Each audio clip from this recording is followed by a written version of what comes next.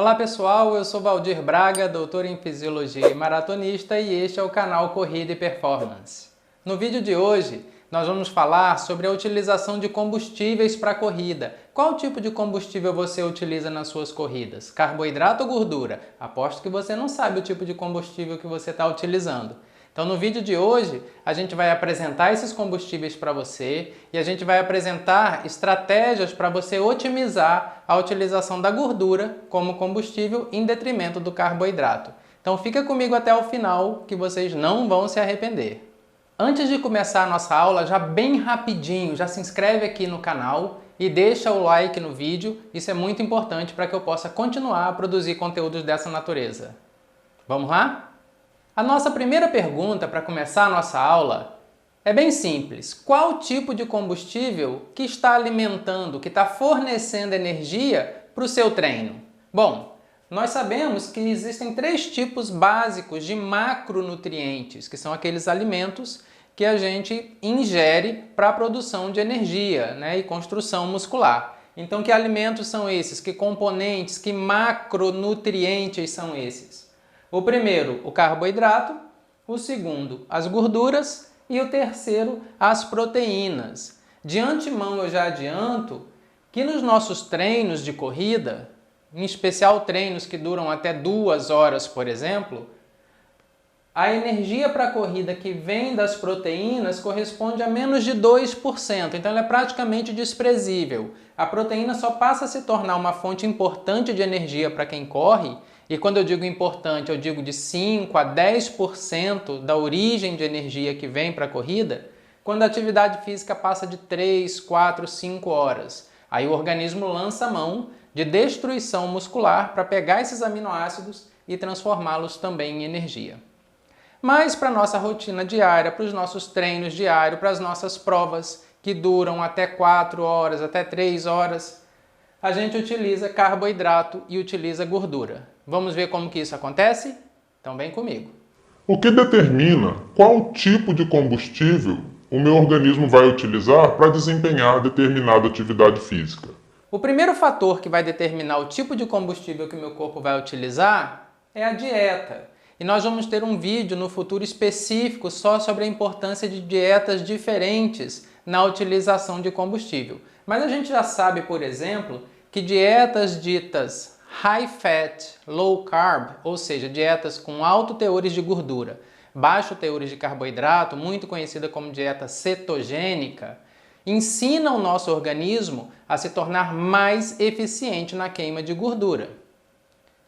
O segundo ponto que determina a escolha do tipo de combustível que vai ser utilizado para a atividade física é a intensidade em que essa atividade física está sendo realizada. Então, treinos de baixa intensidade tendem a queimar mais gorduras. Treinos de alta intensidade tendem a queimar mais carboidratos. A gente vai falar em detalhes sobre isso já já. E o terceiro aspecto é a duração da atividade. Então, de acordo com que o treino progride, 10 minutos, 20 minutos, 1 hora, 2 horas, o nosso organismo vai mudando o tipo de nutriente que ele utiliza para alimentar, na forma de energia, aquela atividade. Para a gente correlacionar, então, a intensidade com o tipo de combustível utilizado, vamos dar uma olhada nesse gráfico. Eu tenho aqui o percentual do combustível utilizado, quer seja ele gordura ou carboidrato, variando de 0 a 100%. E aqui eu tenho o meu VO2 máximo, de 20, na verdade de 0 até 100% do VO2 máximo. Então o percentual do VO2 máximo aqui está sendo utilizado como indicativo de intensidade. Bom, o que acontece quando uma atividade é de baixa intensidade? Observem que o verde é gordura e o azul é carboidrato. Então, em baixas intensidades, o meu organismo prefere utilizar gordura, em torno de 70% de gordura, 30% de carboidratos. De acordo com que a intensidade vai aumentando, eu vou tendo uma troca, onde o meu organismo passa a preferir mais carboidrato e preferir menos gordura. Quando eu estiver trabalhando aproximadamente 35 a 40% do meu VO2 máximo, eu já tenho um equilíbrio de 50% carboidrato, 50% gordura. Se a intensidade aumentar mais ainda, o organismo passa então a priorizar o carboidrato, até que se eu estiver trabalhando a 100% do meu VO2 máximo, eu estarei usando 100% de carboidrato. E por que isso acontece? Bom, primeiro, o aumento da intensidade estimula a ativação de fibras de contração rápida. Essas fibras de contração rápida, elas têm como preferência a via glicolítica para a produção de energia. É uma via anaeróbia, que não usa oxigênio. Se vocês ainda não assistiram um outro vídeo que fala sobre bioenergética e as vias de produção de energia, deem uma olhadinha, eu vou deixar esse vídeo no final desse vídeo aqui, para que vocês possam clicar e já cair direto nele, e vou deixar também na descrição do vídeo. Mas, quando a intensidade aumenta muito, eu recruto essas fibras de contração rápida, e essas fibras de contração rápida, elas utilizam a via glicolítica, que é uma via anaeróbia para a produção de ATP, de energia. Nesse caso, a via glicolítica é uma via de quebra de glicose, então vai preferir a glicose como nutriente. Além disso, o lactato que vai sendo produzido por essa via inibe a lipase, a enzima que quebra gordura. Então, automaticamente, em altas intensidades, o meu organismo deixa de consumir gordura e passa a depender única e exclusivamente do carboidrato. Já com relação à duração da atividade e o tipo de combustível utilizado, o que a gente tem? Aqui eu tenho um gráfico, de novo, mostrando o percentual do combustível, carboidrato ou gordura, indo de 0 a 100%, e eu tenho aqui o tempo da minha atividade em minutos, no exemplo aqui de 0 a 100 minutos.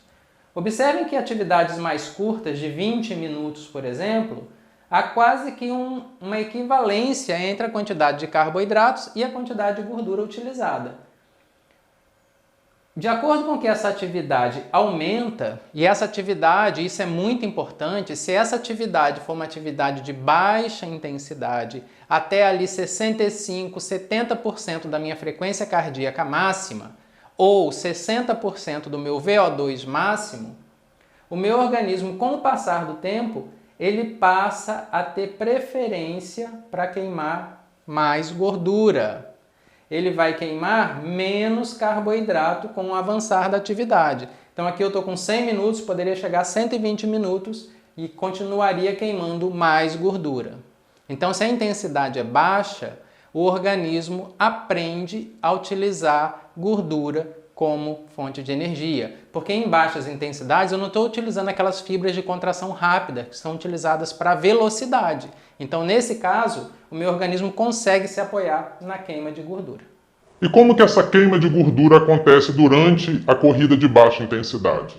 A queima de gordura, conhecida como lipólise, é a transformação de triglicerídeos em ácidos graxos livres mais glicerol. Esses ácidos graxos livres vão entrar na mitocôndria e serem oxidados para a produção de ATP, produção de energia. Pois bem, quem faz essa conversão, essa quebra dos triglicerídeos em ácido graxo livre mais glicerol, são as enzimas chamadas lipases. Então essas lipases são muito importantes. Aí é que vem o pulo do gato. A gente tem que entender da fisiologia, entender da bioquímica, para que a gente possa transferir esse conhecimento para a nossa aplicação na prática da corrida. Então observem aqui. Se a atividade é de baixa intensidade, com o passar do tempo, o meu organismo começa a acumular mais adrenalina. E essa adrenalina é diferente da adrenalina da alta intensidade, onde eu tenho um pico de adrenalina. A adrenalina vai se acumulando aos poucos. Com esse acúmulo de adrenalina aos poucos, essa adrenalina, em baixas concentrações, estimula a ação das lipases. Então, se o meu exercício é de baixa intensidade, de acordo com que o tempo aumenta, a adrenalina que eu vou liberando ao longo da atividade de baixa intensidade vai estimulando mais as lipases a converter os triglicerídeos em ácidos graxos livres para a produção de energia. Da mesma maneira, ao longo dessa atividade, como meus níveis de carboidrato vão baixando, porque eu não queimo só gordura, eu queimo carboidrato também, os níveis de glucagon produzidos lá no pâncreas vão aumentando e eles também estimulam as lipases. Agora olha que interessante, se ao contrário disso eu erro na intensidade e faço uma intensidade muito forte, eu começo a produzir o quê? Ácido lático. E aí o lactato atua inibindo as lipases. Então o lactato atua promovendo a inibição da lipase. E aí, inibindo a lipase, eu reduzo a queima de gordura durante a corrida. Um outro ponto muito importante, especialmente para aquelas pessoas que gostam de utilizar gel de carboidrato em treino de baixa intensidade. Elas perdem a grande oportunidade da vida de queimar gordura. Por quê? O gel de carboidrato, quando ingerido durante treino de baixa intensidade, ele vai levar um pico de insulina. O pâncreas vai liberar a insulina e a insulina faz o quê? Inibe a lipase. Se a insulina inibe a lipase, eu paro de transformar triglicerídeos em ácidos graxos livres, eu paro de queimar gordura. Então, por favor, parem de tomar aquele gel naqueles treinos leves. Deixem o gel para tomar em atividades que durem mais de 90 minutos e que sejam de média para alta intensidade. Bom, pessoal, espero que vocês tenham gostado da aula de hoje. Foi uma pequena ideia, uma pequena noção para vocês sobre como o nosso organismo trabalha as diferentes fontes de combustível, quer seja carboidrato, quer seja gordura. E isso é muito importante para que a gente possa otimizar os nossos treinos ao longo do tempo. Se gostaram desse vídeo, por favor, se inscrevam no canal, deixem o like de vocês e eu encontro vocês para mais uma aula dessa no nosso próximo vídeo.